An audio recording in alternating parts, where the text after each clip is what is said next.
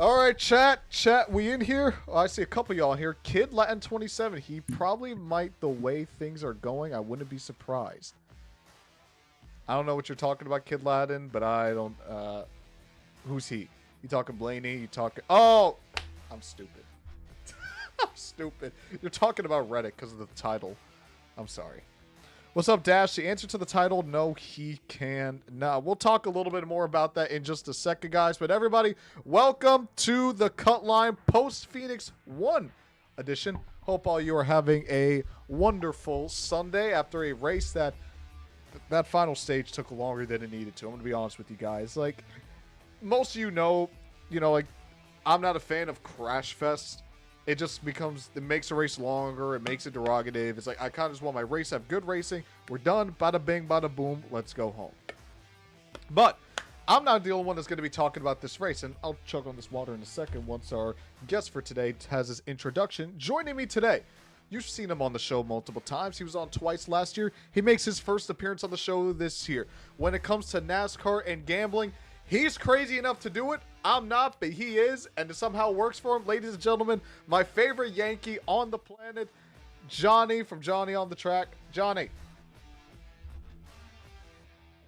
And I think Johnny's frozen. Okay, this stream is off to a great start, guys. So Johnny's frozen, so I don't know what's going on with him, but Johnny, if you can hear me, you're frozen. You might have to come in and out. Yeah, he's leaving real quick. So he should be coming back in just a moment. But we'll switch it up to the... Okay, yeah, he just told me his computer crashed out. So off to a great start. Guys, let me tell you something. This stream was supposed to start like 5 minutes ago. Like, 5-7 minutes ago. But when I was trying to, put the stream up, it wouldn't let me, like, stream. It just kept saying it was delayed, like, oh, it wouldn't work, it wouldn't work, it wouldn't work. Like, I use Streamlabs for an example. You guys know I like to be transparent with you guys. So, it was saying that the Streamlabs wasn't connected to YouTube, and it was causing an issue. So, by the way, while we're talking, I am going to be sending Johnny another invite to get him in here. But, yeah, so, like, it kept saying it wouldn't connect. So, I had to literally restart my computer, and the longest thing that it took for this computer to get going was getting the tier maker tabs up for the race weekend rankings, because for some reason when it comes to XML files and tier maker, my computer just spazzes out. Thankfully, we're good to go. Besides Johnny just crashing out. Literally, it's thing crashed out. And he said he'll jump back on in just a moment. We're just waiting for him to join back on. But in the meantime, Josh, I saw you put something in the chat. Joshua 8824 Racing, 6 out of 10 for Cup. Some good racing, but this car still sucks in dirty air. I'm starting to believe that this car is unfixable. I didn't think the race was bad. I mean, a 6 out of 10 race isn't a bad race. Like, that's one thing that kind of annoys me when it comes to some racing, is that racing takes is like, if it's not an 8, a 9, or a 10 out of 10, then we just assume it's bad. And that's not even really a racing thing. That's a culture thing. Like, if the race isn't like... It's kind of like the grading scale. If you don't have an A or a B, then you might as well have failed. C's get degrees. I'm not saying you should try to go for C's, but just because a race is okay to good, that doesn't make it bad. And I think Johnny's about to join in, so we'll wrap up this conversation by adding Johnny. Let's see here. Johnny, are you here? Yeah, I got you. Okay, there we go. All right. So, ladies and gentlemen, I don't know if he heard anything that I said previously for his introduction, but, yeah, I'll just re-say that. So, joining me on the show, Johnny on the Track, a.k.a. the one man who's crazy enough to actually gamble on motorsport, and, I said my favorite Yankee. So, what's up, Johnny? Yo, yeah, well, I mean, we chatted a little bit prior, but that was a crazy Phoenix fall race. But, yeah, thanks for having me on. Excited to be a part of Daily Downforce, the Cutline, coming off my 4th winner in betting. So we started with 3 Reddicks, and now we got a Blaney, so we're 4 for 4. So I'm red hot betting NASCAR Armani. Hold on. Did you just say fall? I meant spring. Our spring Phoenix race. Yeah, you said fall. I'm like, I'm like, damn, I didn't know we were already in November. I'm jazzed up. I'm jazzed up, man. I've hit 4 in a row, baby. Let's go. You did something that Reddick couldn't do, at least. Yeah, true. No, True. when I saw Reddick like in third, I'm like, ain't no way this is about to happen. Ain't no way this is about to happen. I was like, we are actually about to see Reddick win 4 in a row. I thought it would be like Larson got together with Gibbs, who then like hit Blaney, and then out of nowhere comes Reddick and somehow leads the last 8 or 9 laps, whatever it was. Seriously. See the chat here, Cutline. I saw he put something. Way to go, Ryan inside Blaney. That was an awesome win. Christopher Bell was pretty close to getting him, but ran out of time. That was a fun race. I thought Bell would get by him, but I mean, clean air versus tires. I mean, you're gonna take the clean air every time. All right, speaking of the race, I mean, let's just jump straight into it and talk about the Cup race. Haven't used this tab in a while. I used it when Will came on a couple weeks ago. So, and guys, my wisdom teeth are mostly healed, so this episode shouldn't actively hurt me to do. So this should be longer than 20 minutes, hopefully. Johnny, did you know I got my wisdom teeth taken out? Yeah, I think so. Yeah, I remember you sent some pictures. Yeah, that was not fun. Not fun. I'm not a wisdom teeth guy. Hopefully, there's no dentist on the stream here. But your boy, not a believer in getting the wisdom teeth out. Well, the only reason I got mine is because they were literally like crushing my jaw.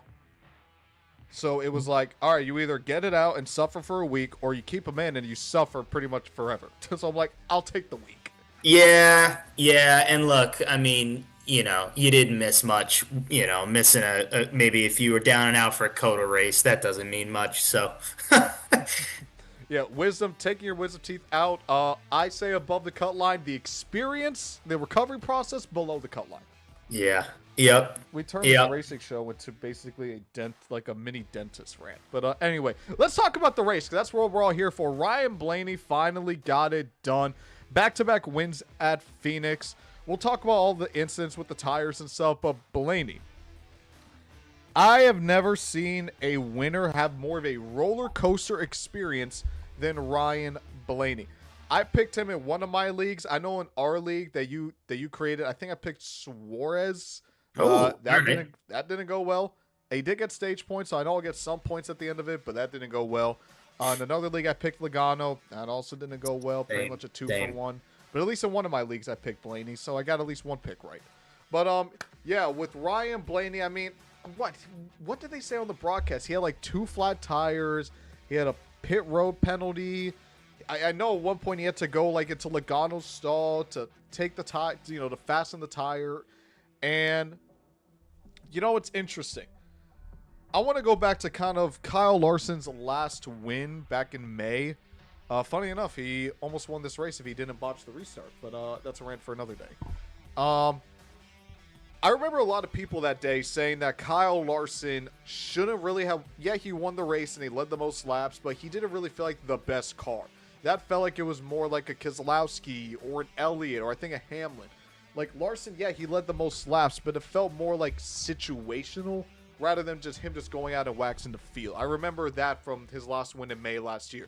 Now, as a Larson fan, y'all can kiss it. He won, and he's the defending champion. But all bias aside, if Bell won today, that's kind of what this felt like. Don't get me wrong. Bell was probably the second fastest car of the day.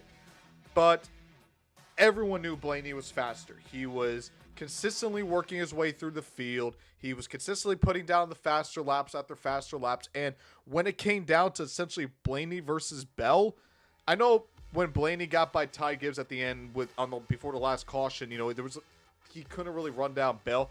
We were talking a 3-second gap with 30 laps to go. Very rarely is that ever going to happen. But in every other circumstance, and remember, Blaney had 2 tires, Bell had 4.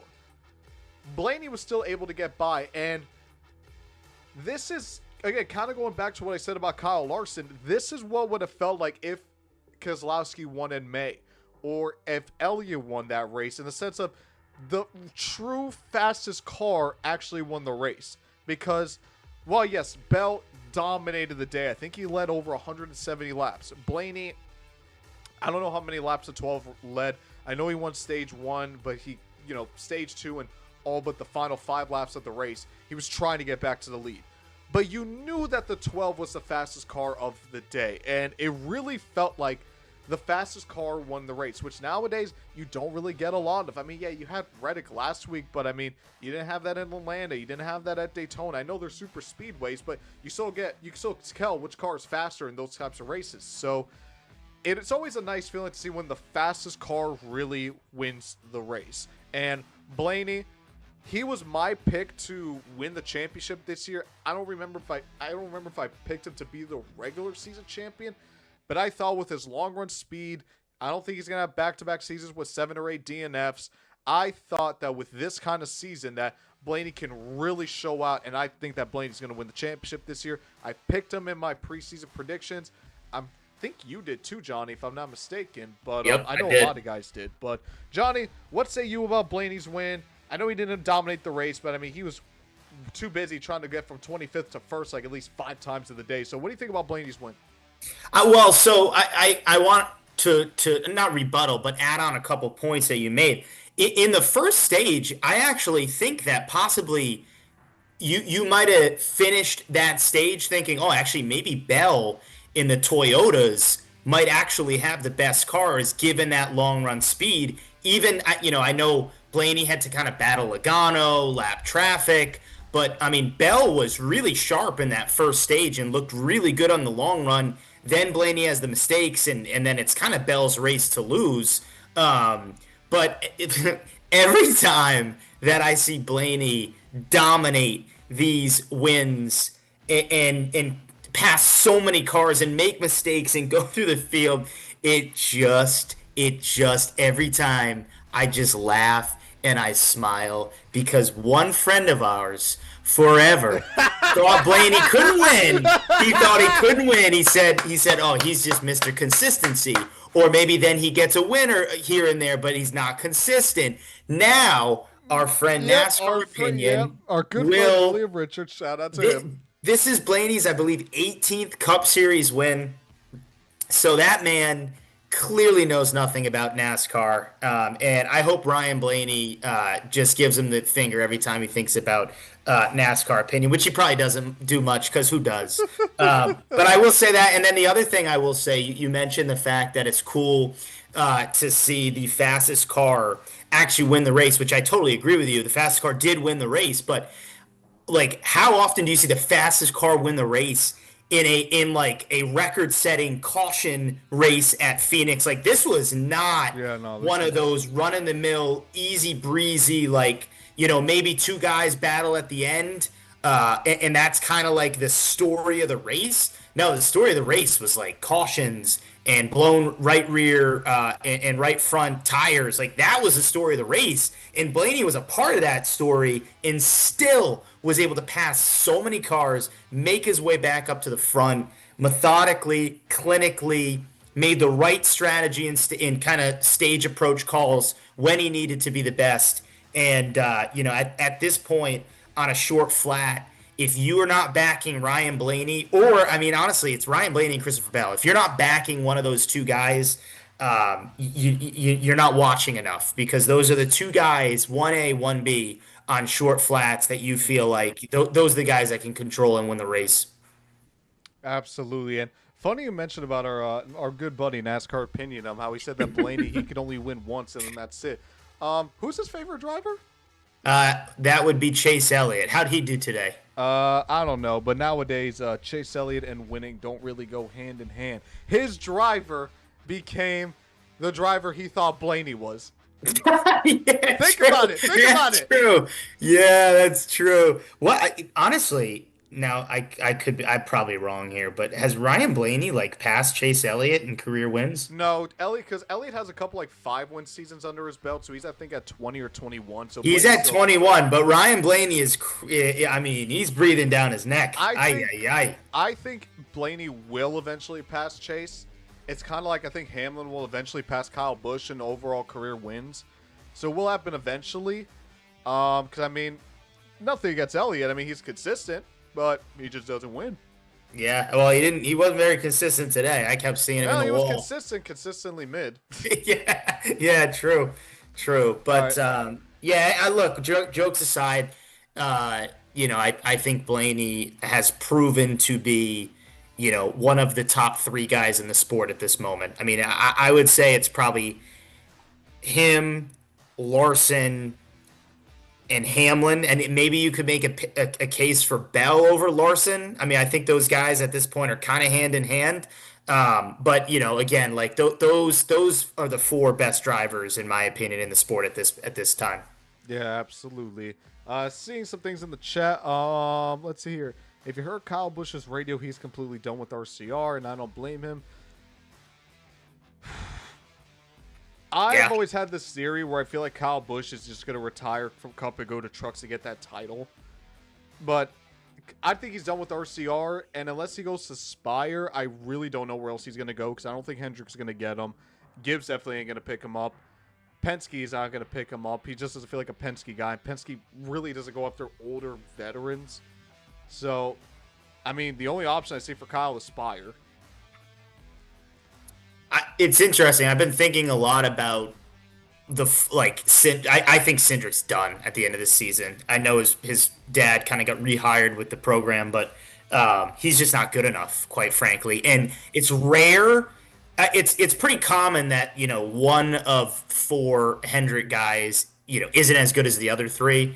It's pretty rare that three Penske guys or like one of the three Penske guys is not good, and that's Cindric.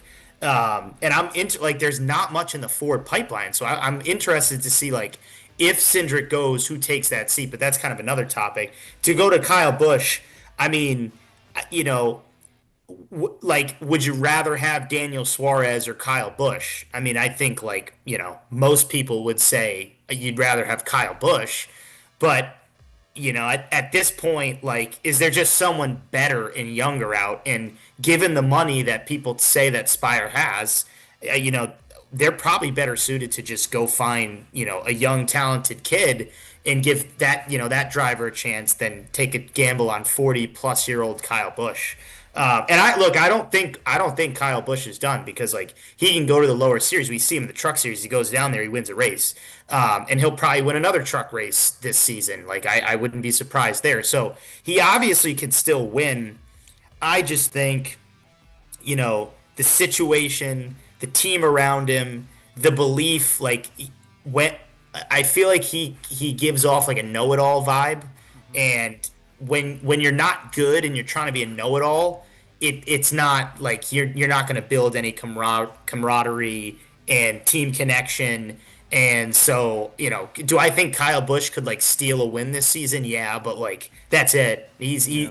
If he wins, it'll be like an overtime restart at Gateway or something, and he finds his way up to the front. But Yeah. gone are the days Kyle Busch dominating races. Yeah, I agree. I see raging in the chat. Ellie consistently mid. Yep, I'm gonna. Shazane, if you're watching, do me a favor, clip that one.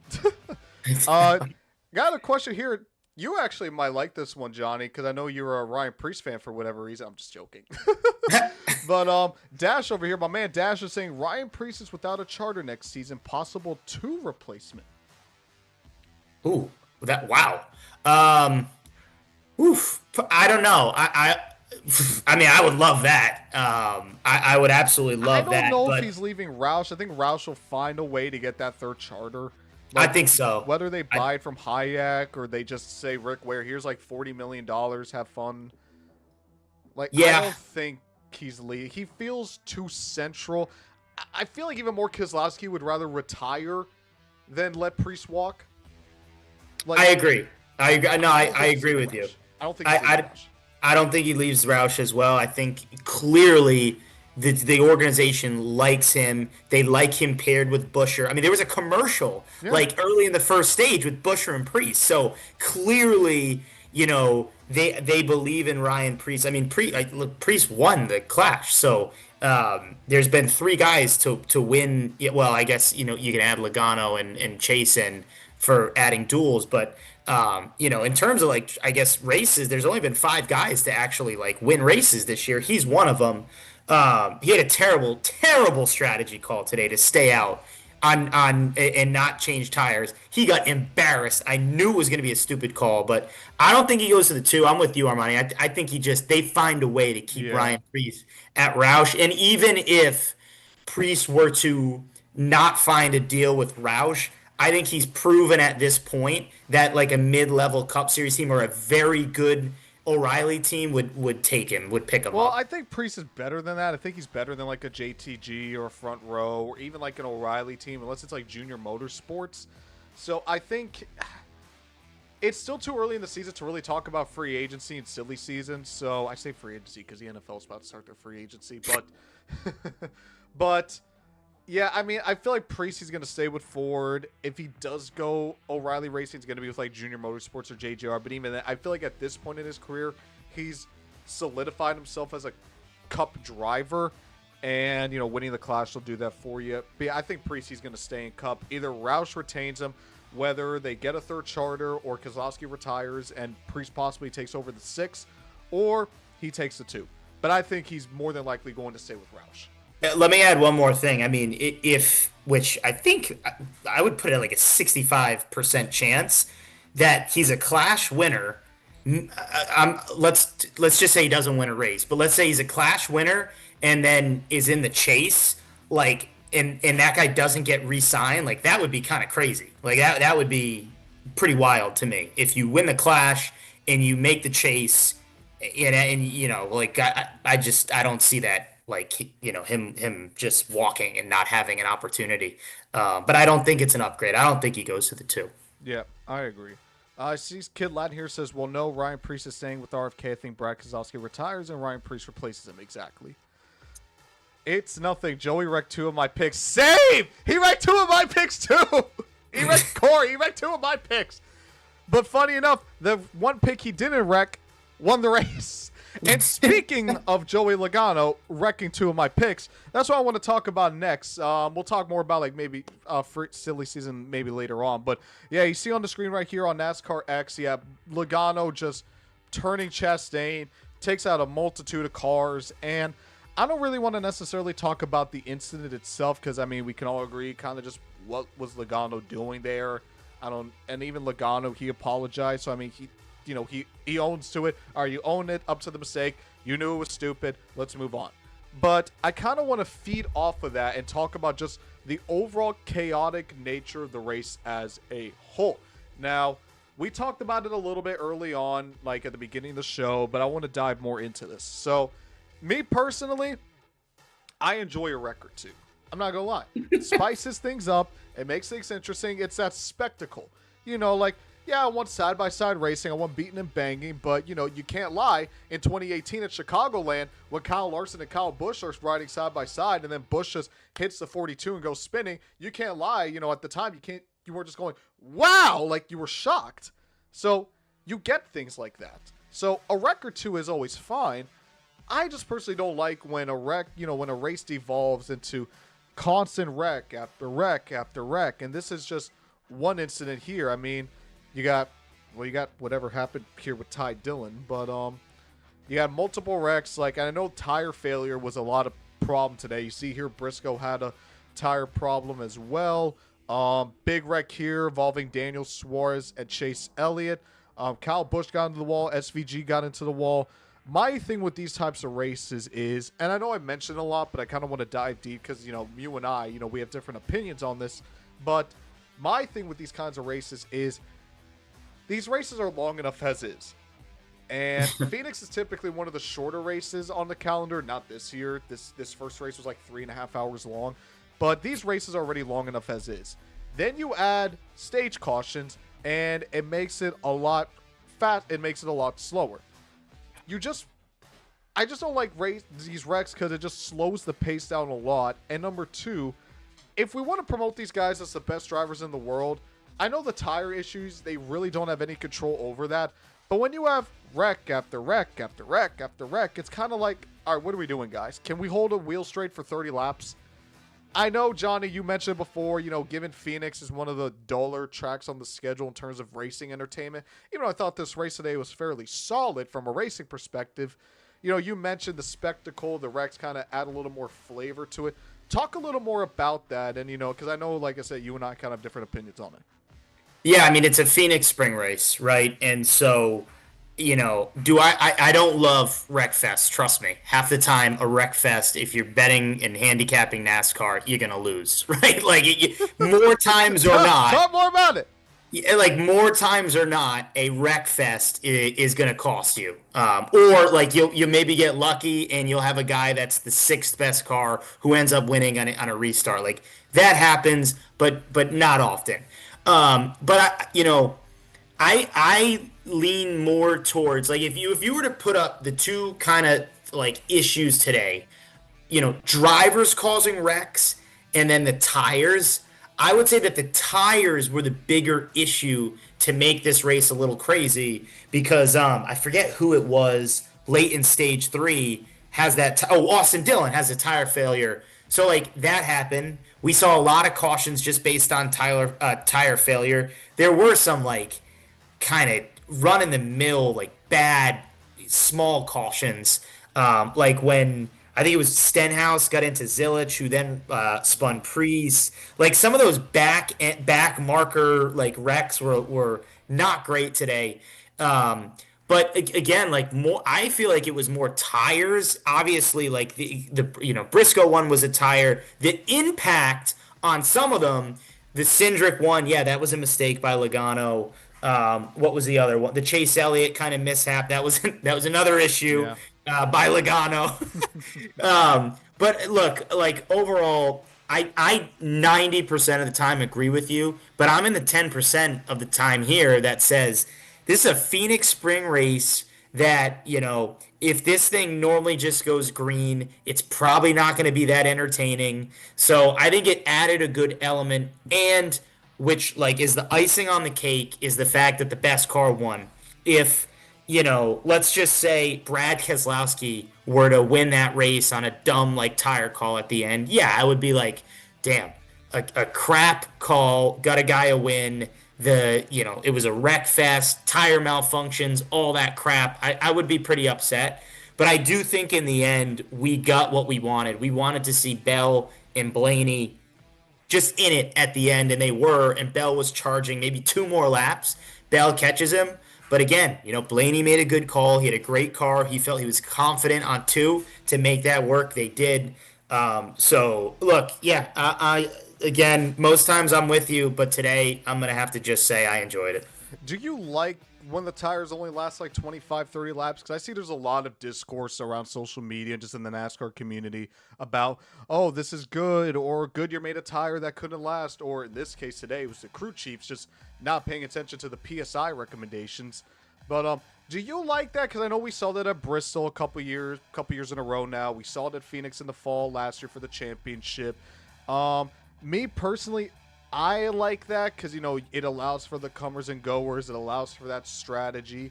You really have to be careful. Really shows the driver's skill, the driver intelligence. A lot goes into that.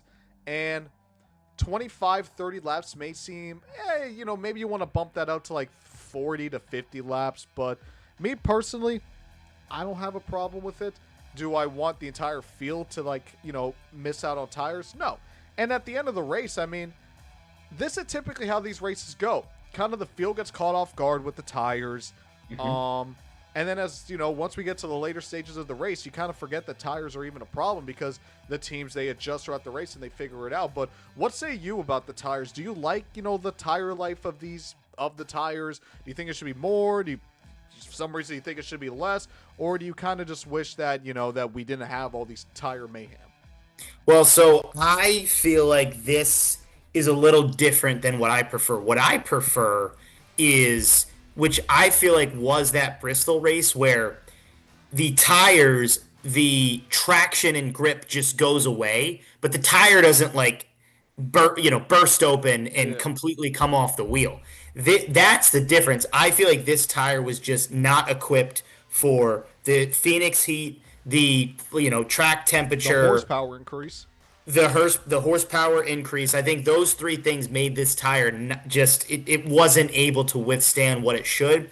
What I like is, you to lose all grip and traction in these guys sliding it around and almost like, having to take it back a little bit, lay off the throttle, be a little bit more conservative, or like trying to go a little bit, to the edge and then maybe like wiping themselves out, right? Like that's what I like. And I felt like that Bristol race that is iconic at this point, the spring Bristol race, that's more what that was, where you could go up there and you could pass everybody, but the tires would wear so quickly, and then that was kind of it. Like at that point, it was basically you were on ice. So that's what I like, is where the tires just basically become a sheet of ice and you have no grip at all, and you have to be able to manage that and like understand when to press and put the pressure on.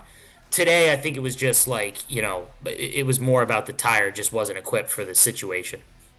If you guys are wondering why I was just on my phone for a second, my dog is barking downstairs, so like I was just trying to make sure that he was all good. So just in case, you guys might, for some reason, you might hear a faint barking in the background. That's my 7-month-old puppy barking. But yeah, I mean, I agree with that. Yeah, I mean, you want the tires to wear, you don't want them to burst. There's a fine balance between them, and Bristol, I think you mentioned it. They got that right more. They've been getting that right pretty recently. Phoenix, not really, because it's not really tire management. I mean, it is, but it's more just, it's kind of like how the next gen just gets loose out of nowhere. It's kind of the same thing. The tire just pops out of nowhere. Yeah, it's almost like this is, or the, how do I say this? Like, remember the option tire was just like you could just go. You could just go, and then at one point, like it wasn't gonna. Yeah, it just died. Like it wasn't gonna come off and like shatter. But at some point, you're just gonna have no grip, and you had to like. That's what we want. Exactly. Like that is what more of I think the race fans prefer, and then there's a fine balance, and they just have to find that. Yeah, I can agree with that. And I see some people in the chat here that were talking about it as well. Some of them were talking about the Logano incident. Ross Chess saying, really, Joey Logano, you're not Taylor Earnhardt. Some mentions about Anthony Alfredo. I forgot he was in the race. Alfredo got lost in the sauce from that. Yeah, that's good. That's good. That's a good one from Dash. Raging Knuckles. Alfredo was just getting his footing before getting vaporized by the chest. Hey, that is a crazy one. Yeah. Oh, that is funny. What else? Yeah, the rest is just talking about like Logano and stuff like that. But I mean, yeah, Blaney had a good run. Bell had a good run. It was kind of what is your opinion? Let me ask you this. What is your opinion on this being considered the first regular season race of the regular season? Let me ask, and I'm going to explain to you why. I've been trying to pull up the race results on NASCAR.com. They're finally showing up. Thank you, NASCAR, finally. But Blaney, Bell, Larson, Gibbs, Hamlin, the top 5. Bubba Wallace in 6th. Byron in 7th. Reddick in 8th. McDowell in 9th. By the way, Reddick did not go. Spoiler alert. Reddick did not go 4 in a row. So, he did not. Michael McDowell in 9th and Eric Jones in the top 10. Pretty interesting. Let me tell you why I'm asking you this. Because I'm going to go back and I'm going to look at the results for a lot of the season. Let's start off with COTA, and then we're going to go from COTA all the way back to Daytona. So, here in COTA, we had Reddick, SVG, Bell, Ty Gibbs, McDowell, Larson, Elliott, Blaney, Allmendinger, and Hamlin. That is your top 10 from Circuit of the Americas, the first road course on the schedule, and what many people would consider a non-traditional race on the calendar, especially now that there's no race road course in the Chase. Now we'll go to Atlanta or Echo Park, whatever you want to call it. Reddick, and this is a super speedway. Reddick, Briscoe, Chastain, Hocevar, Suarez, SVG, Zane Smith, Bubba Wallace, Ryan Preece, and Ryan Blaney win the race. We all know Reddick ended up winning the Daytona 500, but I'll just go off and read the rest of the results here.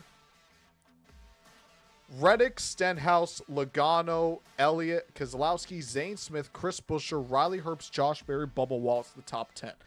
This is why I'm saying this. I know why we talk about, this is the first race of the regular season, because in theory, yes. Phoenix gives you a better idea as to who's going to be fast more so than Daytona or Atlanta, because it's a more traditional oval. I counter that point by saying this. If you listen to all of the results that I just listed in the top 10, besides Herbst and Stenhouse, and if you want to include him, Zane Smith, everyone else in the top 10 is who you normally see in the top 10. You normally see Reddick, you normally see Logano, you normally see Elliott, Keselowski, Buescher, Larson. The results aren't that crazy, guys. It's not like Greg's is finishing in the top 10, or Cody Ware's finishing in the top 10, or or like, I can't even say SVG, because SVG is now a top 10 threat nowadays. So it's not as crazy to say that, oh, we're really going to see who's better and who's not, when the results are pretty much the same if you look at all 4 races. And another reason why I counter with that claim is that the schedule is as diverse as it's ever been. More road courses, more short tracks, less cookie cutters, street courses. At one point we had a dirt track. There's so much of a variety when it comes to these tracks. We can't only rely on a Las Vegas, a Phoenix, a Darlington, a Bristol, a Richmond, a Martinsville. We can't only rely on those races to see who's fast and who's not, because you have to be good at super speedways. You have to be good at road courses. You have to be good everywhere, because the schedule is so diverse. And with how important points are nowadays, I think that we're probably going to see this within the next year or two, when the chase, really starts to really find its footing again in NASCAR. We're going to stop seeing the season as a whole as just, and we've been seeing it a little bit this season already. We're going to stop seeing the season as a whole as, oh, we just got to wait for the first traditional oval. And we're going to start seeing it as, how can you get off to a hot start early, because you can carry that momentum throughout the entire season. Because especially with how diverse the first few races are. I mean, you start off with back-to-back plate tracks, a road course, and then you get a couple traditionals, but you got like a 1 mile, a mile and a half, and a couple short tracks, and then a mile and a half again in Kansas. What say you about this? Like, what say you about this, where it's like taking it as a traditional oval? Does your opinion on who's the better drivers to watch the season have changed? Or is it kind of just, yeah, it's the same guy still running up front, even though the track is different? Well, I think that the schedule, post Phoenix gets more entertaining. I think, like, if I bring up the next, I got it up here. So yeah. So if you like read the next 5 tracks, it's Vegas, this is when it Darlington, Martinsville. Sorry, Vegas, Darlington, Martinsville, Bristol, and Kansas are the next 5 races, and then we got so there you go.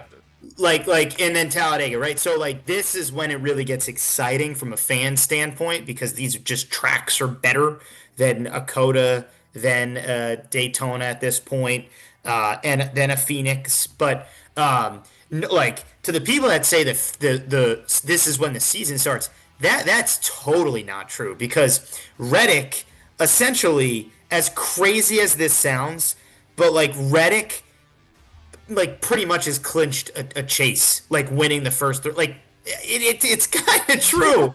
Like, it's kind of true. And so for a guy like McDowell, who I think is like 8th or 9th in points, like, this is perfect to have like that good momentum to start. Like, if you get a good result at a road course and get 2 top 10s at super speedways, like, you already have now 30, 40 points up on like really solid drive. Like, Chase Briscoe has 3 DNFs, like 36, 37, 37. Like, he has been terrible this season. And, a win could obviously change that. Like, he could go out and have, dominate Darlington, put up like a 65 pointer.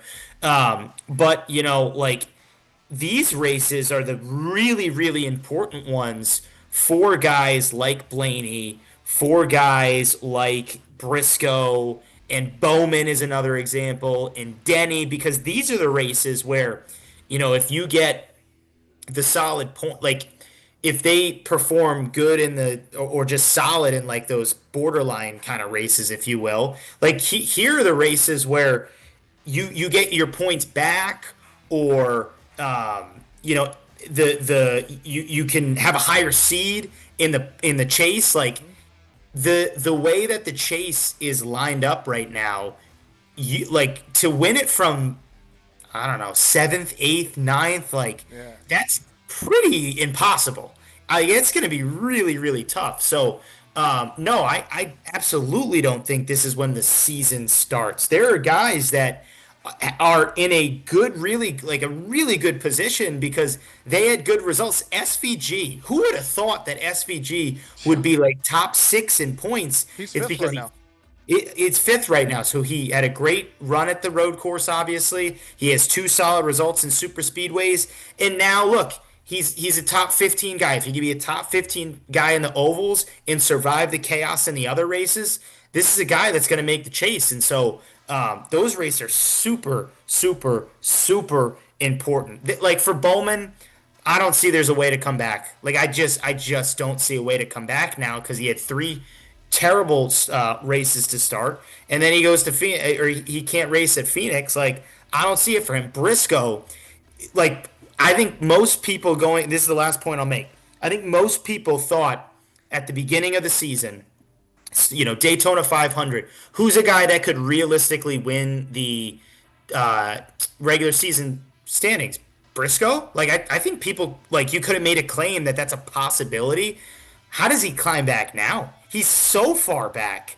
And, now it's like because guys like Reddick have built that lead, what are the odds Reddick goes three DNFs at any point in the season, like in a row like that? So you put yourself in a hole. Like I'm sure Briscoe is just shaking his head, like, gosh, everything has went wrong. And again, yeah, he can go out and dominate a Darlington race, but that's only going to get you so far. So like I think that yes, like these races get important because now you start to see the Briscoes try to make their way back up. But the SVGs now they're just trying to hold firm. Like that's the job, and it came from having a good start to the season. Yeah, I can agree. I got the standings up real quick, and actually they got the differential, but I want to touch on one point here with someone like a Briscoe. Less so a Bowman, but more of a Briscoe, because winning does award more points, and I do think Briscoe is capable. I think he'll win at least one or two races before the chase starts. Because Yeah. it awards more points, I mean, you can get up to 75 points, if you win the stages and win the race. I Yeah. think Briscoe will be fine. Like, because why I'm not worried about Briscoe is he has the pace. Bowman, I don't think, has the pace. That's what scares me about him. I think Briscoe has the pace, so I'm not too worried about him. But, he's kind of used up a lot of mulligans. He's got to start, actually finishing these races. But, I think with the fact that, not just the fact that points matter more than ever, but the fact that winning gives you those extra bonus points. It's not winning you're in, but it allows for a guy like a Briscoe who's had a rough start to kind of have a couple bad races to start, and then he could click off wins, we know, pretty much any week. So, like, he could win Vegas. I wouldn't be shocked. He could win Darlington. I wouldn't be shocked. And then he goes from, 33rd in points, so he's right back into the top 16. So, I'm not too worried about Briscoe, but I agree with you. He needs to start finishing. He needs to start actually putting the speed to results and not into the garage. Here's a fun little question, and I feel like I know your answer. Who do you think will be the first guy to get 75 points, 55 for the win, and then the two stage wins? You know, I think it could be next week. I think it's your guy. You may call next week. It feels like a Kyle Larson thing because I mean, you don't really see a lot of drivers go out and win the stage and win the race. I think Larson's the last one to do it. Well, no, SVG probably was the last one to do it. So it'll be either SVG on a road course, probably Watkins Glen, or it'll be Larson at a mile and a half. Because those are the only two nowadays that you can confidently say, oh yeah, they could go ahead and do that. So I think did Briscoe might have done it at yeah, he did do that at Darlington. You're right. yeah you're right. yeah, and then remember Byron won the first three stages of the Coke 600 and then lost. Yeah. Yeah, but I mean, again, like that's an example of because the way the points are set up now. Like Blaney took home 65 points today. And he jumped. He's now in second. He's only, and he's only. I say only. He's 60 points back, but he's within a race. See, I like that. I like that a lot because again, you like it's not winning you're into your point, but it's winning you get highly rewarded. Exactly. So that I think helps kind of what we think of a guy that has a lot of speed, but again just has had bad luck, and that's correct. Briscoe, case in point. Well, how about real quick? And I can't see the comments, but how I gotta tip my cap to this guy. Like Ty Gibbs, man, has been like with all the chatter and talk about the Gabe Hart saga, and that he's kind of a pain in the ass, like no other way to say it, and that he gets like special treatment for him to go out these last couple weeks and be a top five guy. Like, I mean, you got to tip your cap to him. I'm not the biggest Ty Gibbs defender. I'm not the biggest Ty Gibbs fan. But you got to respect a guy that like can just put that aside and show like good results. And he had a top five car today. I mean, there's Yeah, like last two races he had a top five car. Like you can't kind of argue that. yeah. I'll read some of the comments for you. Dash apparently said Austin Hill swept the stages and won in the O'Reilly. Yeah, he did do that at Daytona. So I guess Austin Hill was the Oh first, yeah, but that's O'Reilly. I know we're talking mostly yeah. Cup, but I guess if we're talking NASCAR as a whole, someone has done that already. He also mentioned SVG survived getting spun out twice today. I got the standings up. He is fifth. He is fifth in the standings. Finished 11th. Yeah. I know it's only 4 races, so I mean, unless you're Blaney, Bubba, or Reddick, no one's really safe. To be fair, no one is safe, not even Reddick at this point. But SVG, he's 5th in points. He's plus 18 to the good. So, look, I think I just need to stop doubting SVG because even I said this year that while I think he'd be on the bubble to make the chase, I still think he will. I just don't think he'd improve enough on ovals to really be in the mix. He was running up front here in Phoenix in the top 15. Plate tracks are plate tracks. We know he's good at Coda, but he impressed me at Phoenix. So we'll see if he can do back-to-back weeks at Vegas. But I think I need to stop doubting SVG because I said he'd only win like 2 or 3 races last year, and he won like 5. I think I had him not in the chase. I'm pretty I sure. didn't either. I was like the first or second guy out. Yeah, I think the same. I thought that he would, I think he's going to win probably 2 to 3 races. I think Zillage takes it road course, but man, he's impressed me. And I shouldn't be shocked because like anybody you hear talk about SVG, they basically just say, no, this guy is a heck of a race car driver. Like he can go in anything and be good in anything. And so I shouldn't be shocked because like, at some point, like if you can drive a race car, you can drive a race car. And we've seen some guys like adjust over the years, I guess. Like, Allmendinger for he can watch him at Homestead. He's incredible. He won a lot of non-road course races in O'Reilly, so it can be done. I didn't believe in him. Yeah, neither did I. But I mean, at least so far, he's proven me wrong. I'll quickly just go over the standings real quick. Reddick, Blaney, Bubba. Reddick's plus 127. He should be fine. Yeah. Sweeping the first 3 races will do that. Blaney is plus 67. Bubba's plus 55. Shout out to Bubba. He's had a really strong start to the year. Chase Elliott is 4th, plus 30. Our guy Will, his driver. We already talked about SVG. Logano 6th in points. Logano is someone who a lot of people criticize. Isn't very consistent. Isn't very good nowadays. 6th in points I think is really good for Logano. I had him making the chase pretty comfortably because I think, Logano's still a good driver. I thought it was more Penske more so than Logano. I think it was more Penske failing Logano rather than Logano just not being good because he could still win. He's still a wheelman, and I think this year you're going to start really seeing that. Bell, he's 7th in points. He climbed up 17 spots. McDowell is 8th. Buescher is 9th. Larson is 10th. Really, 5th through 20th in points is separated by like 40 points. Again, it's the 4th race of the year. We haven't even been racing for a month, so take all this with a grain of salt. But it really is interesting to really start to see, like, I mean, I'm looking at the standings right now. Besides McDowell, SVG, Allmendinger, everyone else in the top 16, you can make a good argument should be there.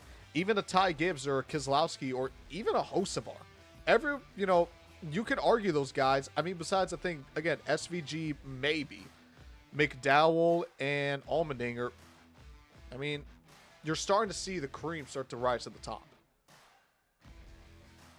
Yeah, I mean, like I'm trying to keep up with this right now. Like, I think the shocks, I guess, would be SVG and McDowell, but I don't know. The last like 3 years, McDowell's kind of built himself on just being a model of consistency, right? Like he doesn't really DNF a lot. So, I mean, what was it? The year that he won the Indy Road Course, the conversation was like, could he point his way in? And he was pretty close. Yeah, So, again, like because the style of approach now has changed a little bit where yes, you want to win because it means so much and you get so many points. Like, and sorry if you hear my dryer in the background.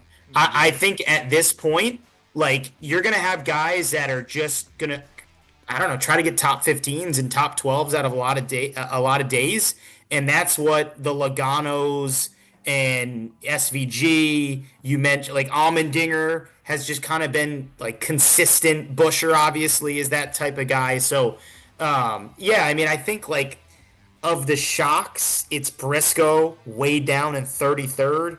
Like Yes. he to me, if I look at this list, is the only guy where I'm like, wow. And then I guess Ross Chastain, but more to the fact that Ross has been fast this year, but Hmm. clearly doesn't have the results. But like a lot of the fringe guys, like Priest, yup, fringe guy, Hocevar, Ty Gibbs, Keselowski. I guess Suarez is a little shocking, but still, like the fringe guys are right, and the guys that are creeping their way up seem to be about right. I think the question right now is can Reddick like hold that lead? Because Blaney's going to be coming. Uh, Byron, is probably going to make a charge in case for it. Denny's probably going to make a charge in case for it. Um, who knows? I think that's going to be the interesting factor is like, can Reddick hold that lead? I mean, he's still up, 60 what, points. 60 Almost a points on full the next race. guy. A full, it's crazy, but and Bell's another guy that'll be on his way up there as well. So, yeah, I mean, I to your point, I think it's probably about what we expected with a few kind of shock guys like an SVG and McDowell here and there. Yeah. All right, enough about points and all of that nonsense. Let's move on to race weekend rankings. Even though this week we only have 2 races to rank, even though the tier list has 5, I just forgot to cut third through the checkered flag, so ignore that. We got 2 races to rank this week. We got the O'Reilly race and we got the Cup race. But if any of you, I think we're all kind of in agreement. I guess we'll find out with Johnny in just a moment where everything is going to be ranked. Let's dive into it. Coming in last place in the runner-up spot, I'm going to give it to the Cup race. I mentioned it throughout the episode that I didn't think this race was bad. I thought it was a good race. You had your comers and goers. You had your strategy, the tires, it added a little bit of flair to it. It was a good race overall. I think the horsepower helped a little bit. I think the tire uncertainty helped a little bit. And you had guys that could work their way through the field. Bell did it, Logano did it, Larson did it, Blaney did it. So I think the horsepower upgrade was definitely a good move along with the tire. My criticisms took a little too long. I feel like dirty air is still a little bit too much of a factor, but we're heading in the right direction, so I don't think it was as bad as it was in years past. Top of that, my opinion, you get a little too many yellows. It's like, all right, I want to see more green and less yellow, so I knock it a little bit off, but I still think it was a very good race. But coming in first place for me is the O'Reilly race. I thought this race was much better than the Cup race. You had a lot of comers and goers. Jesse Love was in the mix. Justin Allgaier, of course, won the race. I forgot there was a third guy up there. Sammy Smith was up there, in the beginning of the race. Who's the other guy that was competing with Jesse Love throughout the race? It was before Allgaier got there. I forgot who it was. Did you say Mayer? Sam Mayer, I think. No, Sam Mayer. Sheldon Creed, I'm probably thinking of. He's another one. It was another guy. I think it was in the Toyota. Well, I don't remember, but either way, Quapple, yes, thank you, Dash. It was Carson Quapple. He was in the mix as well. And that's the thing. You had like 5-6 guys that could have realistically won the race. And then Allgaier comes out of nowhere and just steals it from everybody. Shows how good he is at this track. You had so much action throughout the pack. It didn't feel like there was a dull moment throughout. Would people say they won a very good race? I think this Phoenix race for the O'Reilly series is the perfect example to exactly what they mean. So for me, the O'Reilly race at Phoenix comes in at number 1, ahead of the Cup race at number 2. Johnny, what do you think? I'm going to agree with you.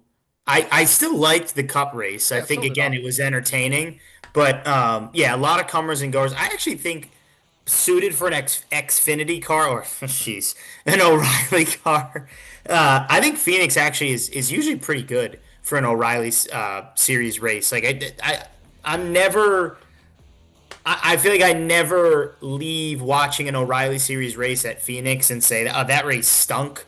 I feel like a lot of the championship races have been solid.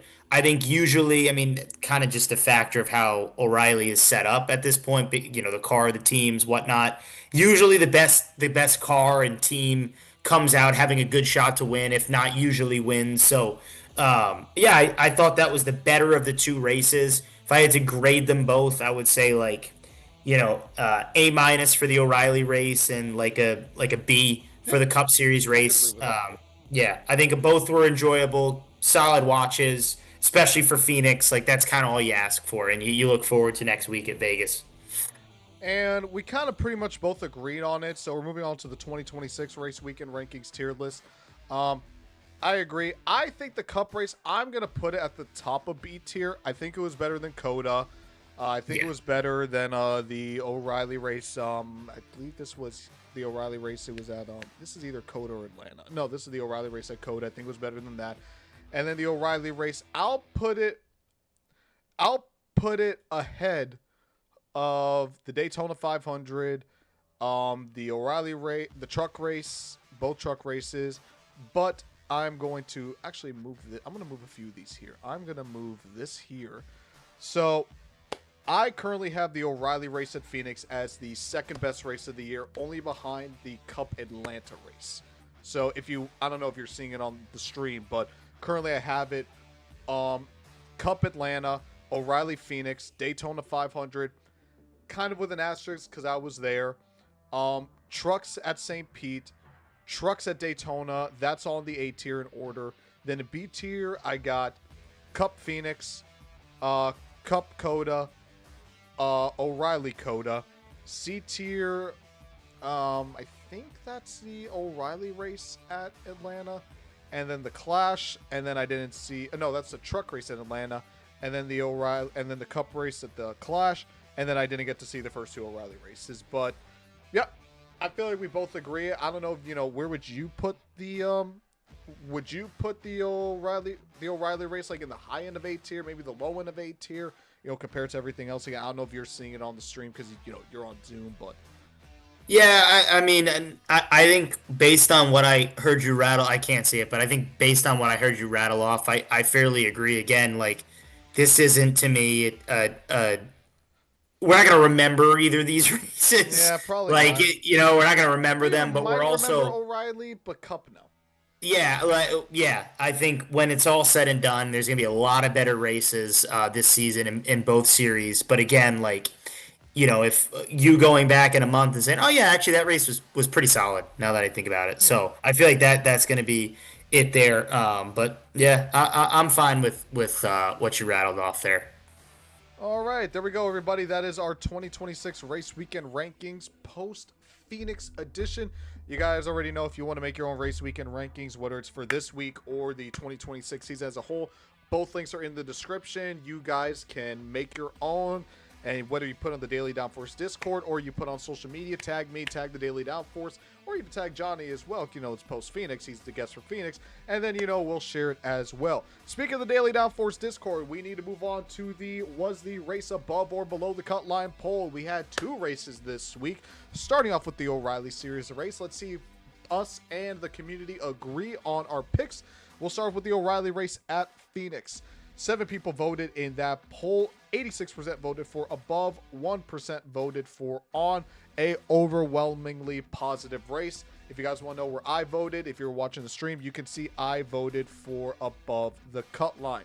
And finally, for the Cup race, was the Cup race at Phoenix above or below the cut line? 22 hours left to vote, so if any of you want to vote on this poll, you can only do so by joining the Daily Downforce Discord. How you do that, there's a link in the description. Join the Daily Downforce Discord.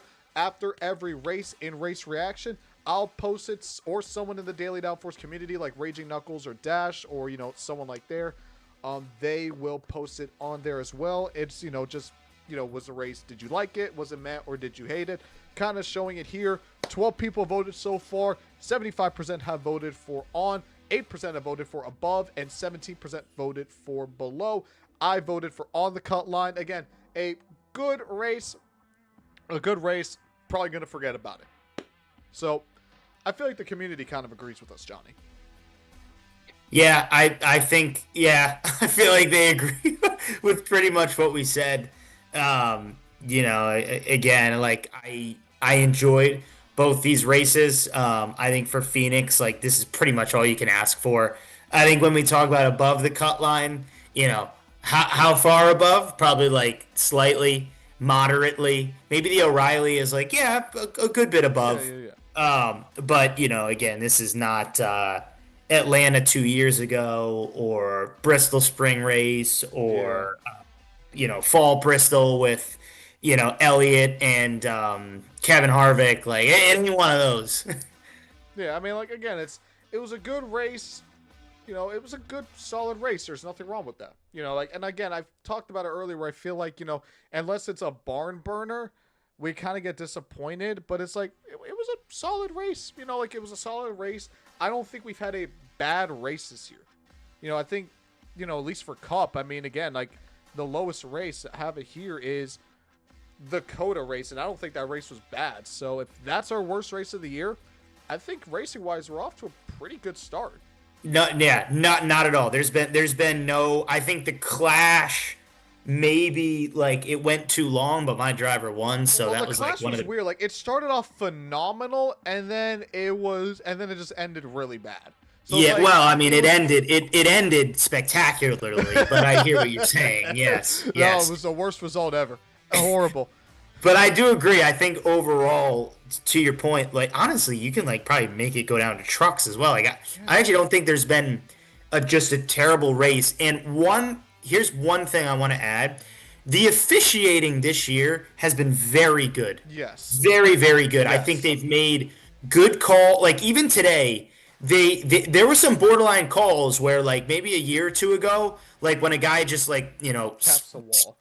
taps the wall like Joe, throw it, or I think like Put it out. Put it out. yeah, Kyle Busch spun at one point, like a couple guys, and I thought the officiating was spectacular today again, and that's been a big reason. Like we're gonna get one. I'm guaranteeing that, but we haven't had one Yeah. race where like the officiating's been terrible and put a wrinkle in like what could be a solid race. That's been key. Agreed. Agreed. Well, that's going to do it for this episode, guys. Thank you guys so much for tuning in. I see Raging saying in the chat, trucks have been good this year. I mean, yeah, it's been a good start to the year. But before we sign off, you guys already know what to do. You see his X account. You see his YouTube. Go spam Johnny. Subscribe to his channel if you haven't already. Go follow him if you haven't already. And Johnny, thank you so much for coming on. And what can we expect from you in the future? And fun, we are actually going to be seeing each other in the next few months. Isn't that right? We are. We'll be at the Coke 600. I cannot wait. I mean that race is going to be spectacular. I think that's going to be one of your top tier races. But Yes. yeah, you guys can find me Johnny on the track on Action Network. If you do bet at JOTT_podcast on X, give me a follow. Love it. I'll follow you back. Appreciate it. And then Johnny on the track on YouTube. That's where I make my betting shows, which go out on Tuesday nights, and just plenty of other motorsports content, mostly NASCAR content for you all. So always fun to be on here and talk some shop with you, Armani. But to your point, we'll see each other pretty soon. So I cannot wait for the Coke 600 and this stretch. We talked about it. We got Vegas coming up, Darlington in the mix, Martinsville in the mix, Kansas in there. So we got some fun ones coming up. Four bets or four winners in a row. Reddick, Blaney. So I think you said what's coming up for you. Hopefully some more winners. That would be great. That is awesome. Johnny, again, thank you for coming on as always. I'll give you guys a little bit of a sneak peek as to who next week's guest will be. You know him. You love him. He's been on the show before. He's coming back again for Vegas. Ellie Productions, a.k.a. Connor Hudson, will be on the cut line next week for Las Vegas. So that's going to be an awesome episode as well. But, just a little bit of a sneak peek. I'm going to try to start doing that now. Start to build a little more hype. Tell you guys if the guest is lined up ahead of time. I'm going to just give you guys, again, who's going to be the guest for next week. But Ellie Productions will be on the show next week for Las Vegas, so make sure you come back for that one, guys. But yes, Connor Top will be here. You guys got to spam Connor Top in the comment section when that happens. But guys, thank you so much for tuning into the Cut Line. As always, I appreciate each and every one of you. Please like this stream, subscribe to the Daily Downforce YouTube channel. That's the best way you can support me. And check out dailydownforce.com for all sorts of great content over there. But that's going to do it for me, guys. I'm going to sign off, wave the checker flag. Thank you guys so much for tuning in, and we'll see you next week for Las Vegas.